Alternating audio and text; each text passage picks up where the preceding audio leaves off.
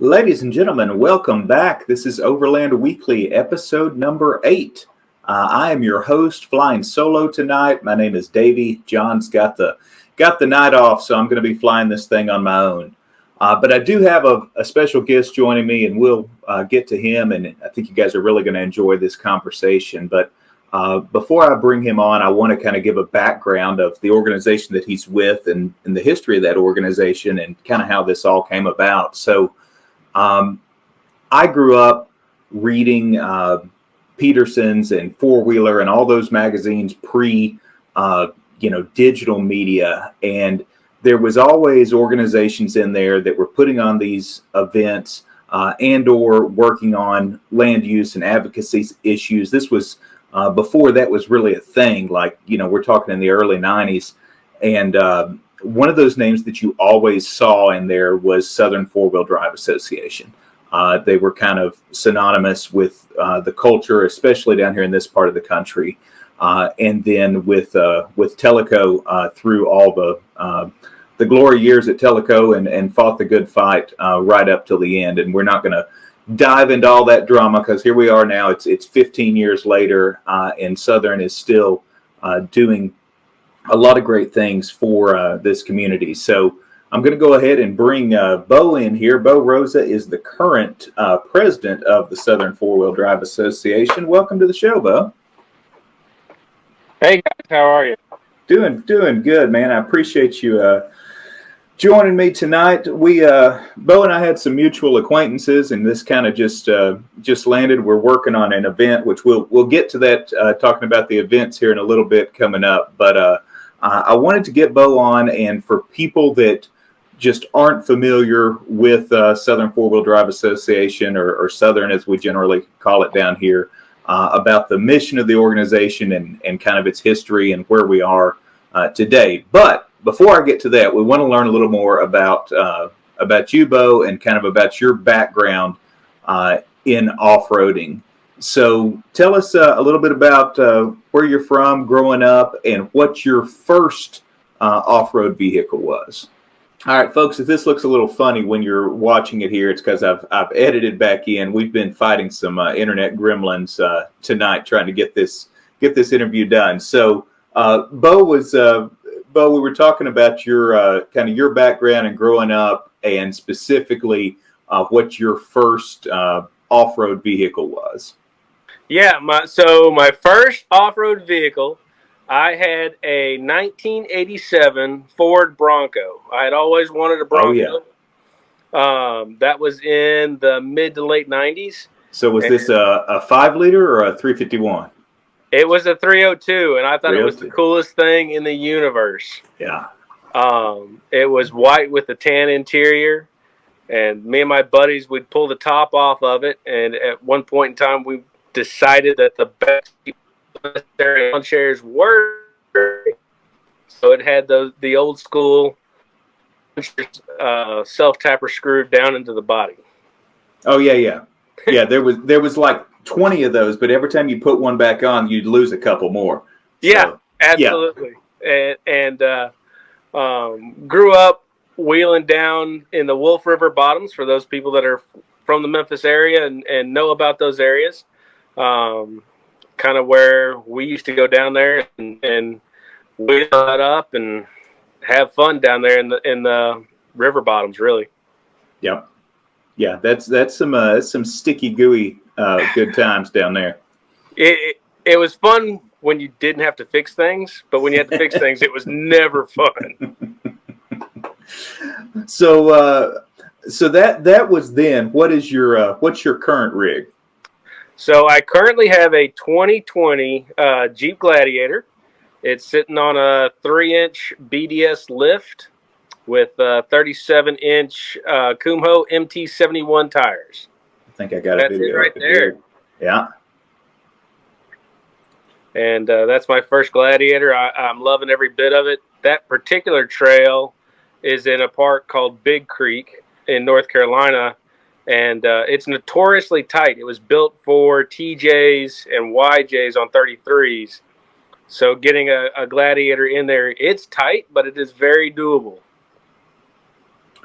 Yeah, speaking of tight trails, we're gonna talk about events and talk about Colemont and all here in a little bit. But you'll there's some tight ones there. You'll Yeah. yeah you'll it'll be fun.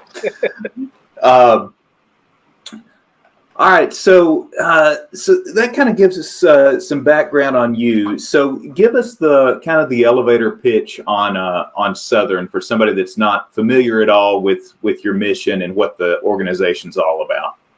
So Southern Four Wheel Drive is a 501c4, very Okay. different than a C3, which confuses a lot of people.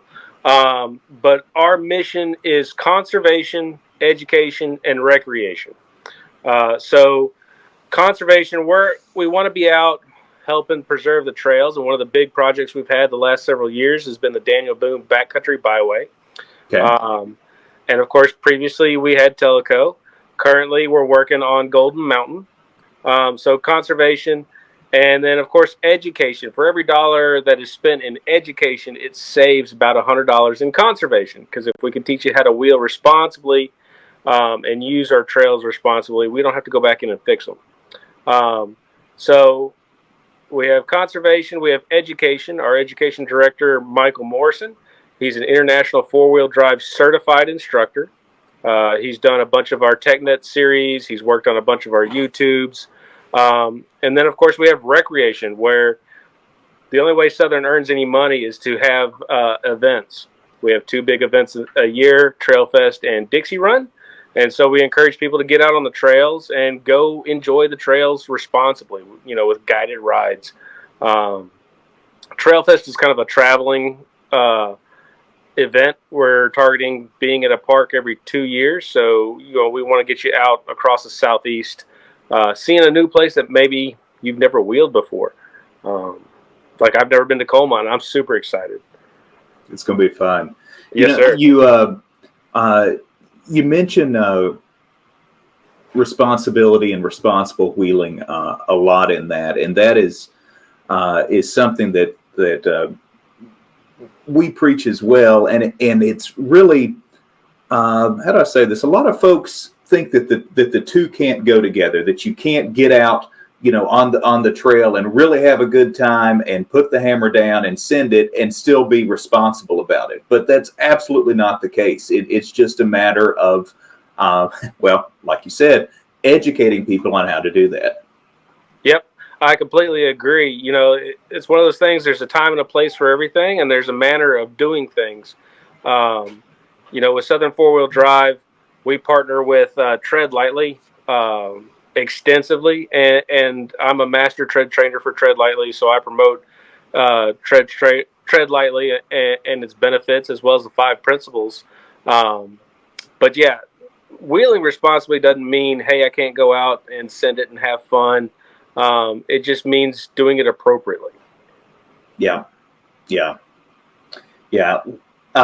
were talking about the Daniel Boone Backcountry Byway. I know that's been a big push for you guys the last few years. What are some of the resources that Southern's brought to the table in that whole build out of a phenomenal system up there in Kentucky? So we partnered with the guys from Ride the DBB. They did a lot of the mapping work for setting up the Daniel Boone Backcountry Byway, which is expanded to over 400 miles currently. A couple of gentlemen, Clayton and Luke, have done a fantastic job, along with Jeffrey Dozier. Clayton's a good buddy of mine. So you know Clay.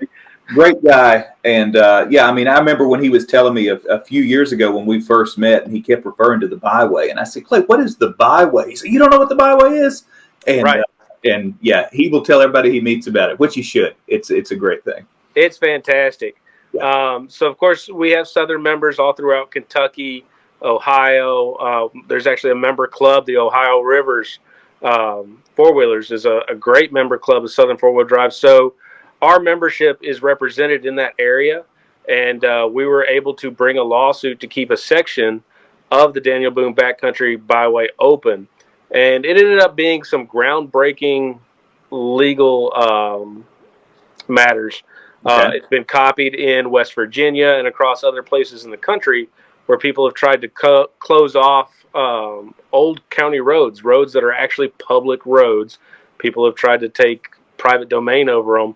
And our lawsuit kind of brought that to light and established a way to fight that. So we spent the better part of 7 years, really. I mean, Wow. because it's still ongoing today. You know, it's in the final stages, but you know, technically it's still going today. Awesome. Yep. So, so you're assisting with legal fees there, and I know you've had boots on the ground on those trails as well from Southern and from members of clubs inside Southern getting out and helping with those trails. Another thing that you do is you help parks and organizations obtain grants. Is that right? Talk to me about that, the history of that process and how you guys became the grant experts in this area. Well, I am personally not the grant expert. I have a great team around me.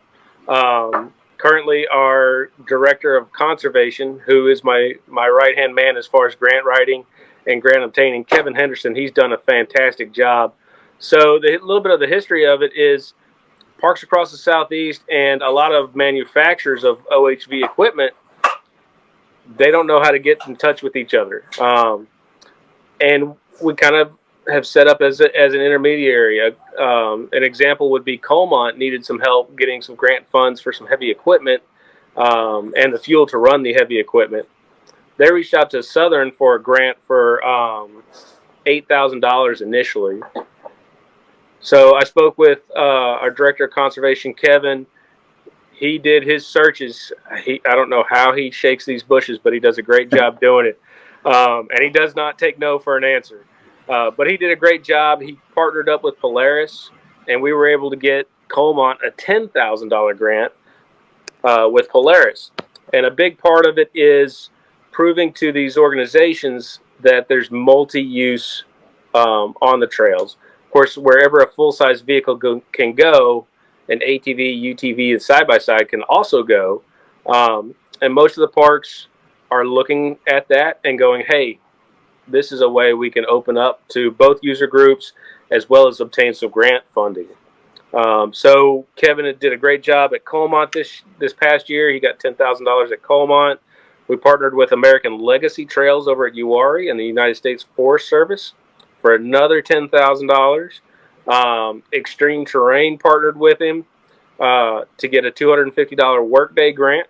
So my team has done a great job.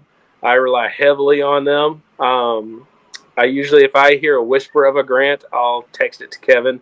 Be like, hey, get on your Google machine and look that up. So he does a great job with it. I really do appreciate my team around me that helps do that. That's awesome. You know, it's kind of a whole chain of events that unfolds as this grant money is obtained. I've seen it firsthand at Colemont. You know, you get so folks. Let me fill you in here. So Polaris in this case basically fit the money for the rental of the heavy equipment and for the fuel for that equipment, but they're not sending operators out there. So then, for example, down at Colemont, our mutual good buddy Roger down there put out the call to say, hey, raise your hand if you can operate heavy equipment and you can come up here and lend a day. And a lot of folks put their hands up and went down there and made these trail developments happen. So it's everybody working together, different clubs, different organizations, and individuals that, you know, wherever you've got a skill that can fit in and help the greater community, by all means do so. And if you're listening to this and you're like, well, hey, I go to Colemont and I could help with that. I know how to run an excavator or whatever it may be. Reach out to me. We will put you in touch with people that will gladly accept your labor. I assure you that. So you were talking about Yari. Tell me a little more about that park for folks that maybe aren't from this part of the country. Sure. Yari National Forest has been a great OHV area. It's in the middle of North Carolina. It's 45 minutes from my house, so it's basically my home turf. We literally go down there with anywhere from beginner groups to advanced riders. There's now a Jeep Badge of Honor trail down there, Dickie Bell. So a lot of people come down through that. It is on Forest Service land, so it is a Okay. Forest Service managed set of trails. It's great.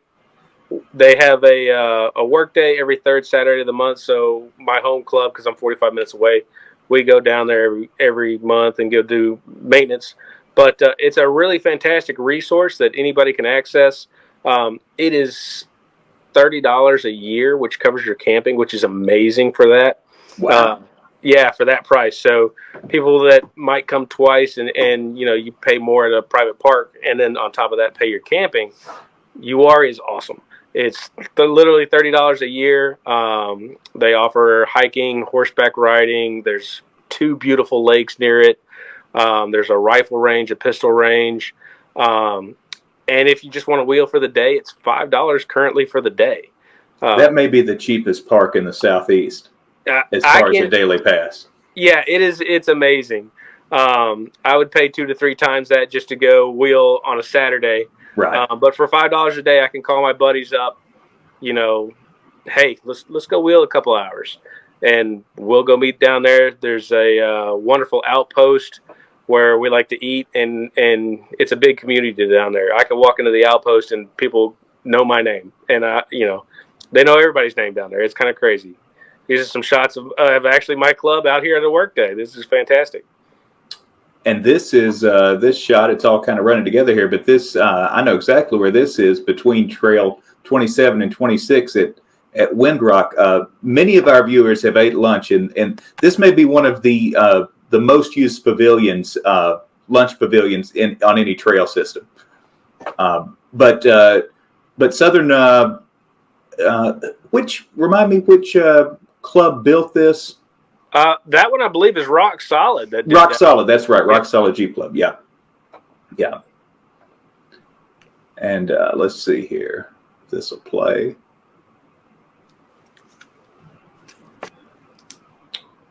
But yeah, so across the Southeast, you've got member clubs that are making an impact, whether it's through manual labor, whether it's through cleanup efforts, trail maintenance, whatever that may be. Yep. And that's actually one of my goals for Southern for 2024 is to really highlight those work days, get our boots on the ground, and celebrate the clubs out there doing the work days, putting in the maintenance, laughing at my daughter. It's all good. But, the goal for me personally for 2024 is to really highlight these member clubs doing, the D in the tread lightly principles, do your part. They're out there every month, every weekend. There's somebody.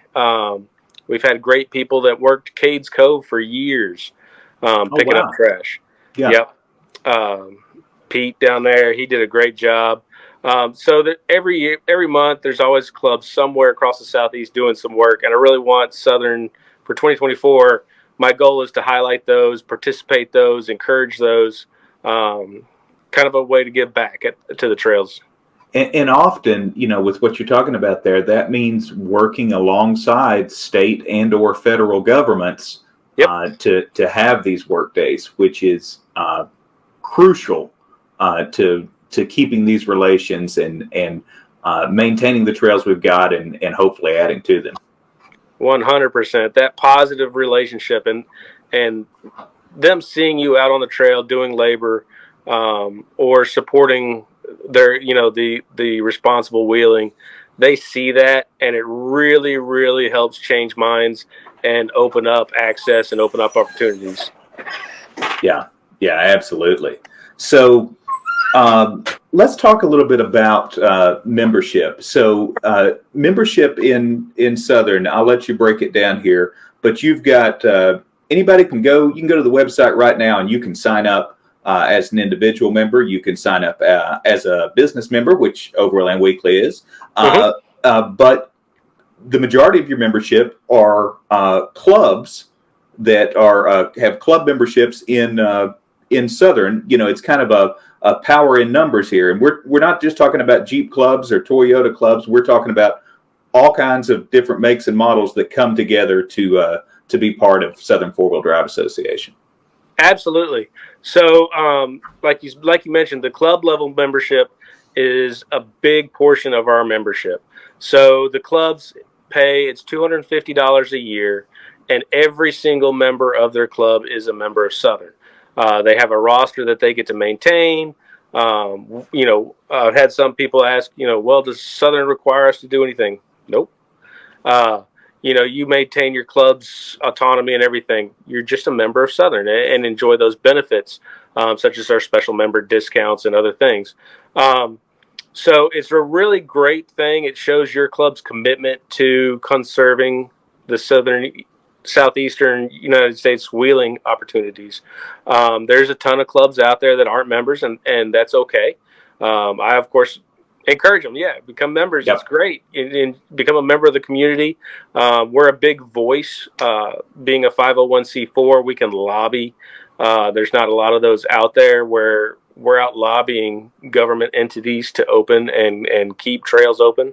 So that's the club level membership. The clubs also have the opportunity to use, we carry an insurance policy. Mm-hmm. So they can apply for an event insurance policy. A lot of event locations are requiring that currently. So that's something the clubs can apply for and get covered. It's over $1 million policy, which is a fantastic resource. There are limitations as far as what the insurance will cover, but that's between the insurance and the club event. So we also have our business membership level, which you're a great business member. Our business members are kind of the elite of the elite. We have the best shops in the Southeast. If you want to call one of them tomorrow and say, hey, I need this part, they can drop ship it to you. They can have it to you for pickup, and they're all partnered with the top end products. I've never had a problem calling one of the Southern four-wheel drive businesses and going, hey, I need this part. As a matter of fact, yep. I called Wheats Off Road up in Ohio, and I'm in North Carolina. I needed a bracket for an ARB twin mount to go behind the back seat of the Gladiator. Okay. And Jen's like, yep, we're placing the order tomorrow. We got you covered. And you're a Southern four-wheel drive member, I got you at a discount. They're fantastic. So, and that's kind of how the Southern business community is. BFG, Kumho, tire. We got tires. We got you guys. Yeah, those tire rebates are legit. They are. I mean, it's fantastic. Yeah, and folks use them. If you're not a member, once you join, or better yet, like Bo said, get your club to join, because it's a fantastic value for your club. That's how I originally became a member, is through my club, through the Southeast Toyota Land Cruiser Association, STLCA. And I remember you join the STLCA, and then they're like, hey, here's this link to log in the Southern portal and see your member discounts. And you've got a whole list of special promo codes and special offers and rebates exclusive to Southern members at any level of membership. Yep. And a lot of times I've had people say, hey, I couldn't find that discount, but I called them and said I was a Southern four-wheel drive member and got a discount anyway. Yeah. I've had a couple of companies that, I say, oh, hey, are you guys with Southern? And, oh, you're with Southern? We got you. They'll knock shipping off or taxes or, a percentage. It really has been fantastic, and the support is amazing. A lot of our business members donate to the raffles at our events, mm-hmm. and that's really how we build our war chest, to be honest. Without those raffle donations, we wouldn't have such a big raffle, and that's where we build our funds to fight these legal battles and to put out grants. Yeah. Everybody loves the raffles. That's Saturday night at any event with a raffle. That's when things get exciting. That's when the shake the bucket comes out. So talking about events, Bo, you get two events every year that are synonymous with Southern. That's Dixie Run and Trail Fest. Trail Fest, I think this is year 20. Is that right? Did I see that? Yeah, it's in the 20s. Yeah. Um, there's some debate Okay. whether or not the COVID years count. Um, but All I, right. I like 2020 sounds great to me. Yeah, we Um, got it. We got an asterisk there. This is like a Barry Bonds thing. It's you e- know. exactly, it's a Barry Bonds, Mark McGuire Yeah. thing. Do the COVID years count? But yeah, it's been going on for forever. And like I say, Trailfest is designed to get you to a park you may not have ever been to. Right. Uh, the last 2 years, it was over at Yari. It's been at AOP. It's been at Windrock. Now it's going to be at Colemont for the next 2 years. So if you're busy this year and you go, man, I really want to check that out, 2025, it's going to be at Colemont. Um, and if you say, well, I was there in 24, come back. You're going to have another great Oh time. It's yeah. going to be fantastic. Yeah. Do a trail that you didn't get the chance to do. So Well, trail. and I Go was ahead. going to say a lot of parks in the southeast. Just because you rode that trail one day doesn't mean it's going to be the same the next day. Not even going to be the same that afternoon. It, I mean, it and changes. Go to it different gets directions. sloppy. It gets sloppy up there at Colemont. It's worse in the winter. I hope it'll dry out a little bit before Yeah. April here. But yeah, that's going to be a good time. I've got some video here. I think at some of the past events. So Trailfest is kind of the traveling every 2 years different spot. Yep. And now Dixie Run has found its home at Windrock now. Is that correct? Yep. Now Dixie Run has traveled in the past, changing from Golden Mountain, Right. but it's been at Windrock the past several years. Um, and Windrock is a great. If you've ever wheeled at Windrock, you can wheel all day, the next day, and another day, and another day, and not touch the same trails. Right. Windrock is very gracious. They host us every year. We're up at the event area by the campground. It's a fantastic time. Uh, Seems like we draw out the best trail guides for all of our events. Um, every trail fest, I'm always blown away by the number of guides and how quality the guides are. People come back smiling. This year at Dixie Run, we had a great set of guides. The gentleman that set them all up and organized them, David, did a fantastic job. And everybody came back. There was a couple of people, even our friend Roger laid his over, and it was still a great time. That's not out of the ordinary for folks listening for Roger to flop one. That's just kind of another day in the park. Yeah. And we had a group that stayed out late on Saturday night because they had some mechanical issues, some breaks, and they don't leave anybody behind. Right. It's just it seems like we draw out the highest quality guides and people, and I love it. Even before I became president of Southern, I was always blown away by it. Like, golly, look at these guys will do anything for you. You got a break. Next thing you know, there's 10 guys crawling over your rig trying to fix it for you. It's amazing the quality that seemed to come out for Southern events. Yeah, and one thing I want to make clear, because some folks are under the belief that Southern is a Jeep club or a Jeep only club, and that may be a fair assumption. There's a lot of Jeeps at these events, but you are open to all makes and models and identities of vehicles. Is that correct? Yep, absolutely. It's great. Southeast Toyota Land Cruisers are kind of hosting Trail Fest this year. Yep. They're fantastic. But yeah, we have all makes, all models, some custom makes models, some hybrid makes models. I'm really looking to see some of these new Broncos out on the trails. I haven't been able to wheel in one. I want to take a ride. So if you got a Bronco and you've got an open seat, I want to go. I heard as long as you bring spare tie rods, you're good to go on the Broncos.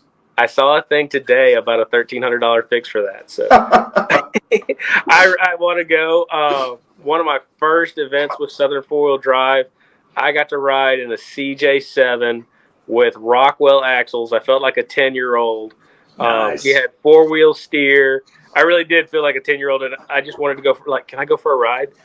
And the gentleman was great. He's like, yeah, get in, let's go. And I got to ride with this group of awesome rigs. But that's kind of how things go. It's I've never seen anybody go, no, you can't go with them. This year at Dixie Run, my daughter was playing with another little girl, and she went wheeling, and they said, hey, can your daughter come? I was like, yeah. And she had a great time. So, a big kid or a young kid, I'm a big kid. When I see somebody's rig, I'm always crawling over it like, man, can I go for a ride?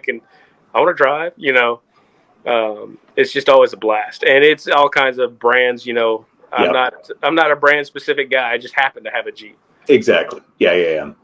Well, I'm going to bring this slide up here for Trail Fest because this is right around the corner. So if anybody is listening to this, we'll give you kind of the need to know here on Trail Fest and on Colemont Park.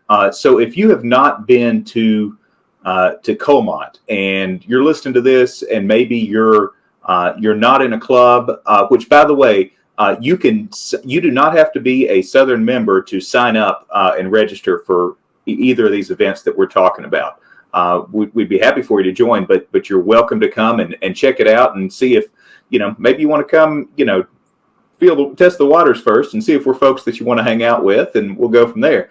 But Colemont specifically, if you're listening, you're like, well, I don't know. I haven't done like a group ride before. I've kind of done some stuff on the weekend with my buddies here and there. This is a great park for beginners and for moderate level off-roading. It is, I'd say 85% of that, maybe 90% of that park are easy and moderate trails.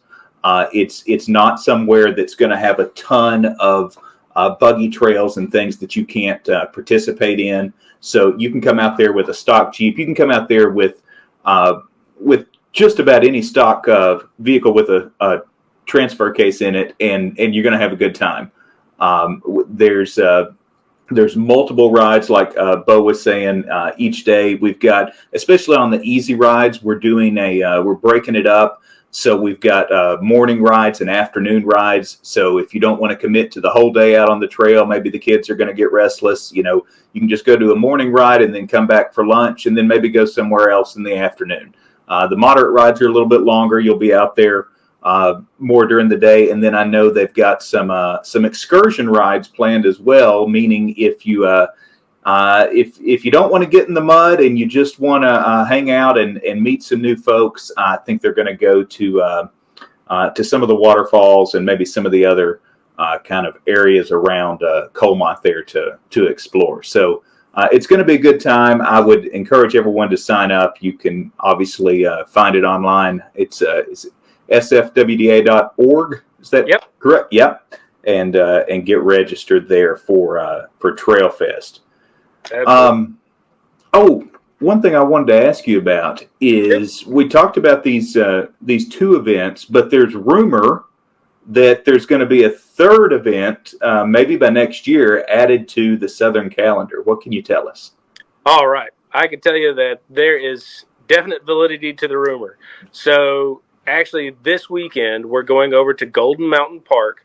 Golden Mountain has a storied love in Southern four-wheel drive. The old timers will tell you they love that park. It's been closed. It got closed several years ago, and the owners are graciously working on reopening it. And part of that is we're going to go out there and do a work day and show them, hey, we care. We care about these trails. We care about your park. We're going to wheel responsibly. And we're working with the owners to get the park up and running. And then once it's up and running, I can confirm that Southern is going to have an event there. There you go. I know there's a lot of people that want the name Dixie Run on that event, but I don't know that it'll have the name Dixie Run, but it can certainly have its own name. Sure. There is something in a name, but then again, what's in a name? Right. So, yep, we are definitely working with the owners. They are fantastic people, and they're graciously letting us do a work day out there to try and get the trails ready. As soon as they're ready, I'll have my team. They're going to jump into action, which many hands make light work. If you've ever put on an event, it's a lot of work. Fortunately, my wife is our director of recreation, so that's her job. So to have a third event, she's definitely going to need some help. If you happen to be out there watching and you go, hey, I'm an event planning maniac, call us. We need you. And folks, if you don't know, so the Golden Mountain, this is in Tennessee. This is in Sparta, right? Sparta, Tennessee. Sparta, Tennessee. Yeah. Just kind of south of Cookeville, south of I-40 there. So that's not far from me. That's not far from a lot of y'all that I know watch this show. So if you're looking for another local park to get involved with, easy drive from Knoxville, easy drive from Chattanooga, easy drive from Nashville, Clarksville, this is where you can get plugged in. Absolutely. And it's a beautiful park. Unfortunately, I didn't have the chance to make it right before it closed, but I will be there Saturday morning. And it's a little over 6.5 hours from me, so I'm super excited about it and about the opportunity. Awesome. So how do you've been president of Southern for a year or two now, is that correct? So I became president in December of 2021. Okay. So I know this this role comes with a lot of work and a lot of responsibility. And folks, if you're not aware, if you're thinking that Bo has accepted this job because it's a big, high-paying position, you'd be sorely mistaken. As with most organizations that are in this community, it's 100% volunteer. I'm sure it feels like a second full-time job, but it's 100% volunteer on your part. So, kind of, how do you balance that out, Bo? Are you ever just able to get out on the trails now, to go out for a weekend without having to kind of put your president hat on and go out and do an organized event? Do you ever just get time to wheel like the old days, so to speak? That is a loaded question. My personality, I kind of worry about everything at an event, so I generally will stay at base camp. Our secretary Pam has kicked me out several times and told me, "Go away, go wheel." So she's fantastic about making sure I do that, and I have a really good team around me, and that's kind of the key. But at an event, you're going to see me at base camp, making sure that there's nothing. If there's no problems, then I've done my job. If there's some problems, I'll solve them. I have kind of a core group of friends that I like to wheel. Like I said, I'm 45 minutes from Yari with. We'll go wheel.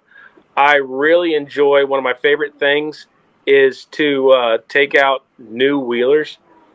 Seeing somebody's smile when they take their rig, no matter how built it is, but the first time they make an obstacle, and that smile that they, most of the time, you take somebody that's brand new and they jump out of their rig. I can't believe I just did that. That was awesome. Yep. That's I love that. Yep. I help out with Jeep Jamboree with some of the beginner level rides. I just love seeing that reaction. So I do take out a lot of beginners for that reason. But my base home club, Triad Jeep Club here in North Carolina, we go out wheeling, and I'll put on our Facebook page, "Hey, let's go to Yari. Let's go wheel." And those guys kind of all hang with me, and we'll go wheel. And if we I lost Bo. All right, folks, we will pause this and bring Bo back. There he is. So we kind of tailor my club's rides to whoever shows up.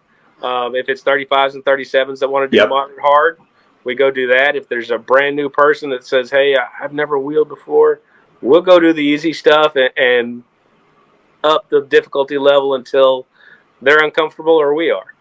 Right. Yeah. Sometimes, you find your own limits before you find theirs. That's right. But I'm a lot of the same mindset, Bo. I love getting people that are new to the community and getting out there. And I think that goes back to what we started this conversation with, talking about education and trail responsibility. And, if you've been doing this kind of thing a long time, and you are, you're one of those folks that's like, well, they're on stock stuff. I'm on 40s and tons. I'm not going to associate with them. I'm going to get, that is the wrong attitude. Please, because we all started somewhere else, and we all grew up in different backgrounds and lifestyles and different educations, and now we're all out there together for a common goal. So yes, all of these events, like we talked about, are going to be beginner friendly, and you will find, I would be willing to say that all of the clubs that are members of Southern will be happy to have newbies, rookies, whatever you want to call it, come join them and explore a day out there. A lot of folks are passionate about this, and it's really sometimes more fun than riding the harder stuff, is getting out there and seeing somebody get excited about some of the easy stuff. Yep, it really is. It's just it's fantastic. I love seeing, and especially if they have their kids with them. Yep. Oh my God! Just seeing the kids' reactions, it along with the parents, it's fantastic. It's really what I like to wheel for. Yep, agreed.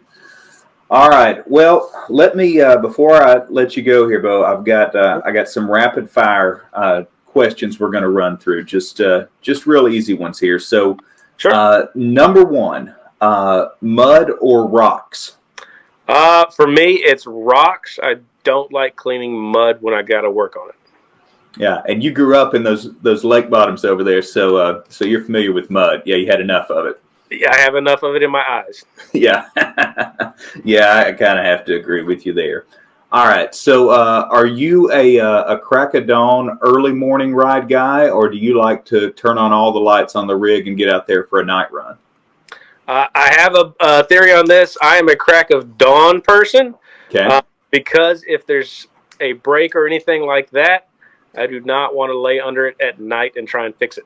And believe me, the breaks always seem to happen on those about 11 o'clock, 12 o'clock at night runs. Yeah. Yeah, getting back to camp at 4 a.m., it's not for me.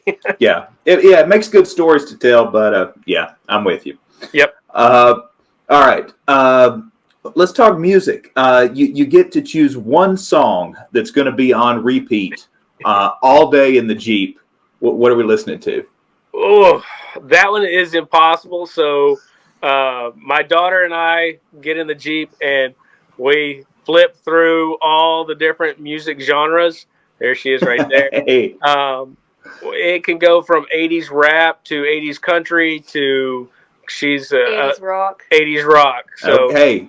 All right. So we got an 80s playlist going here. Yep. Yeah, I can work with that. All the way up into today's music. She actually just got Queen's new album. I have terrible taste in music, but she's all excited. She just got. There you go. She's showing the record off. That's a real record, huh? Wow. Yeah. She's in the vinyl. Things have come full circle, haven't they?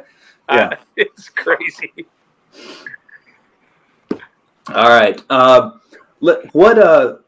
What is the one piece, and I know this is going to be hard because I know you're a person that's always prepared when they're out there on the trail. But what's the one tool or piece of equipment that you will never leave without it packed in the Jeep? So, the one tool is your best friend. I never wheel alone. Even I've ridden all the trails at Yari, the hard ones, the easy ones. I never go alone.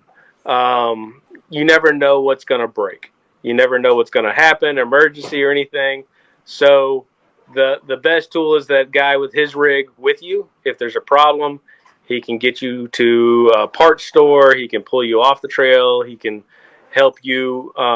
So that's my one tool, is having somebody else there with a set of tools. Yep. Yeah. Y'all listen, this is good. This is good advice. This is from, I cannot argue with that. And, especially you younger guys that are listening to this, that get a wild hair and you're by yourself and, you don't have recovery equipment in the truck and your phone doesn't get signal and you don't have tools and you think, I'm just going to blow through here. I ain't going to have no trouble. You will have trouble. That's immediately the time that it's going to happen. Yeah. Yeah. I've been by myself in creek bottoms and stuck in mud and had a winch burn out, a battery burn out. You're stuck. If I had a buddy, I would have had a chance. So for me, that's the tool is my buddies. Gotcha. All right. Do you have a bucket list wheeling destination that you haven't made it to yet? Sort of. I have not done a lot of wheeling out west. Me either. So I had the opportunity to volunteer to work the Rubicon Trail this year, and vacation pending. I'm thinking about taking that opportunity, but I sure would love to go see the Rubicon. I'd love to go see Moab. Yep. Here on the East Coast, I want to go see Roush Creek. It's within a drive's reach of me if I took a long weekend. I just haven't taken that opportunity. So if you're out there and you know Roush Creek and you want to go, hit me up because I might jump on that. So yeah, on the East Coast, I want to go hit Roush Creek. West Coast, it's Moab and the Rubicon. All right. Well, we will end it on that. Bo, I appreciate you coming on and filling us in on all things Southern, and specifically here talking about Trail Fest. We're going to get this out, and if you're watching this show right when it comes out, that'll probably be here around the 1st of March, and we'll be just 4 or 5 weeks out then from Trail Fest. So we hope that we'll see you out there, and if we do see you, come up and say, hey, I saw you guys. You were those two idiots we saw on the YouTube show, and we'll say yes, that's us. So there you go. All right, thanks, Bo. See you now. Sir. Thank you.